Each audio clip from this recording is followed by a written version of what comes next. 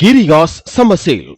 Buy any AC and get free 2 nights, 3 days holiday package. Tiruchendur சட்டமன்ற தொகுதியில் அமைச்சர் அனிதா ராதாகிருஷ்ணன் தீவிர வாக்கு சேகரிப்பில் ஈடுபட்டார். முதல் கட்டமாக சிறுநாடார் குடியிருப்பு, மாதவன்குறிச்சி, தாண்டவன்காடு மற்றும் ஞானியார் குடியிருப்பு போன்ற பகுதிகளில் தேர்தல் பிரச்சாரம் மேற்கொண்டார். அவருக்கு பட்டாசு வெடித்தும் மாலை அணிவித்தும் பொன்னாடை போர்த்தியும் வரவேற்பளிக்கப்பட்டது.